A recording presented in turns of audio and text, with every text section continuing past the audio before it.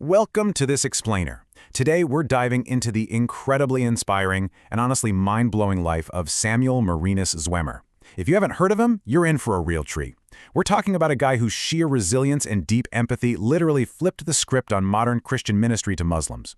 To really get why his legacy is such a big deal, you kind of have to step back into the late 19th century. Back then, Western organizations looked at the Middle East as this impenetrable fortress.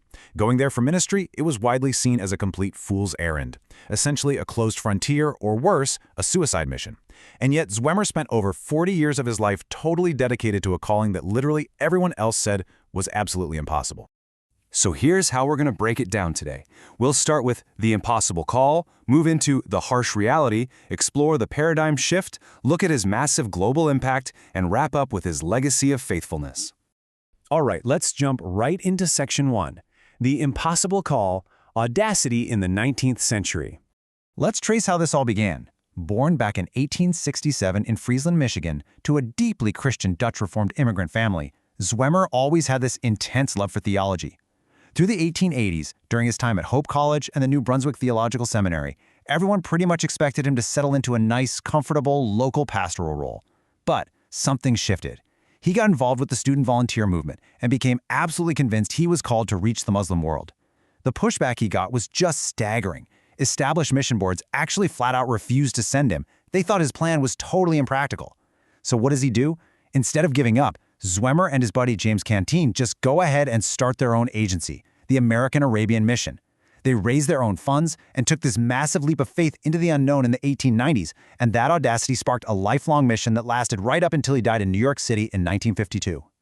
Which brings us to Section 2, the harsh reality, journey to the Arabian Peninsula. So Zwemer and his wife Amy head into a world that had basically zero Christian support systems. We're talking about the late 19th century in Bahrain, Oman, Qatar, and Kuwait. These weren't the glittering, hyper-modern hubs of commerce that we picture today. Not even close. They were incredibly isolated, physically punishing territories, with basically no modern infrastructure or medicine. Plus, they were stepping into a society that was naturally super suspicious of outsiders and Western influence. Just existing in that environment was a daily, grinding battle for basic survival. And the challenges just compounded from there. You had extreme desert heat that would routinely hit unbearable temperatures, massive language barriers, and constant cultural friction. But the absolute hardest hits weren't geographical.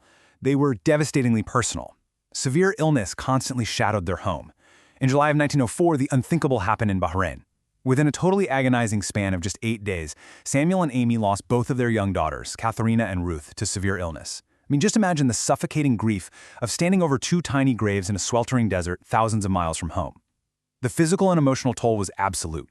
And to top it all off, despite all this immense sacrifice, they saw almost zero visible conversion results. So it forces us to ask this incredibly difficult question. How do you measure success when visible results are few? I really want you to think about that for a second. When you pour your absolute soul into something, a calling, a relationship, a project, and the return on investment isn't just zero, but it actually costs you unimaginable personal loss, what keeps you from just packing up and walking away? What anchors a person in that level of darkness? Well, let's look at how he handled that in Section 3, the paradigm shift, scholarship, and respect. Faced with that kind of hardship, it would have been so easy for Zwemer to just build up walls, retreat into bitterness, or isolate himself culturally. And honestly, during the colonial era, the standard Western approach was far too often rooted in harmful stereotypes, a sense of superiority, and, frankly, blatant ignorance. But Zwemer, he completely threw that playbook out the window. Instead, he chose a radical, deeply demanding alternative. He championed knowledge, immense respect, and genuine friendship. He fully believed you couldn't possibly reach a people you didn't deeply understand. He didn't look at the communities around him as projects to be conquered. He saw them as deeply religious peers to be understood. And he backed that up with intense academic rigor. He didn't just learn a little conversational Arabic to get by, he painstakingly mastered its poetry and theological nuances. He devoured Islamic history. He would literally sit in the dust in local cafes and just listen.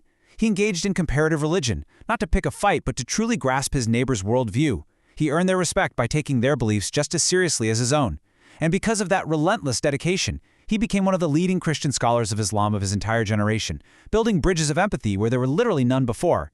And that local work had a massive ripple effect. Section 4, Global Impact, Shaping Modern Christian Missions. Picture this. It's the 1910 World Missionary Conference in Edinburgh. You've got thousands of delegates representing the greatest minds in global strategy all in one room. Zwemer steps up to the podium and just completely electrifies the place. With this unmatched authority and bleeding heart passion, he challenged that massive assembly to stop ignoring the hardest places on earth. Because of his profound credibility, he successfully forced the Western Church to look directly at the Middle East, effectively altering the entire trajectory of the modern missionary movement. And if you want to understand his staggering work ethic, get a load of this. He authored over 50 books in his lifetime, along with countless articles. I mean, he literally wrote the library on early Christian-Muslim engagement. Beyond writing classics like The Glory of the Cross, he went ahead and founded the academic journal The Moslem World in 1911. This was a total game changer. He created a rigorous, dedicated space for serious, respectful dialogue that simply hadn't existed, replacing centuries of ignorance with meticulous, loving scholarship.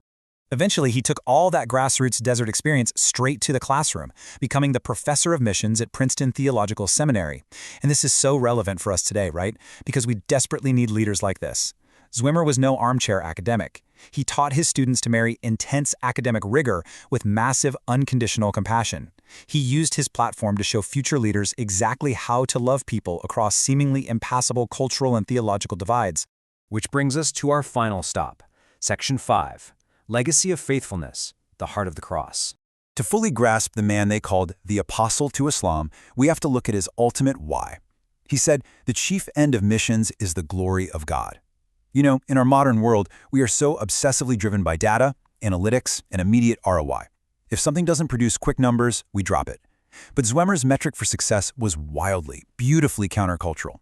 By grounding his entire identity simply in honoring God, he completely freed himself from the crushing pressure of statistics and immediate visible success. And despite his vast intellect and all those decades of nuanced comparative study, his anchor remained astonishingly simple. The cross of Christ is the touchstone of missions. Why was that his touchstone? Because when that Arabian summer hit 120 degrees and when he had to bury his two beautiful daughters in the desert sand, academic theories couldn't comfort him. The raw, profound truth of Christ's suffering and resurrection was literally the only foundation strong enough to hold him through the fiercest storms of his life. On top of all that, he recognized his own complete inadequacy.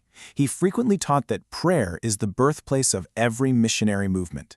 He totally understood that writing 50 books, holding a prestigious Princeton professorship, and having deep cultural understanding meant absolutely nothing without a daily, desperate reliance on divine strength.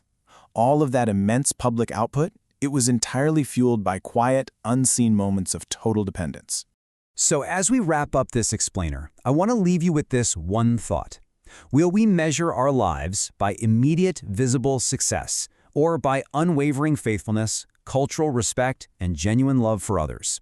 In a world that constantly demands instant gratification, Samuel Zwemer proved that a life deeply rooted in respect and faithful preservation, even through profound suffering and delayed results, can ultimately shift the paradigm of the entire world. Thanks for hanging out and exploring this incredible journey with me.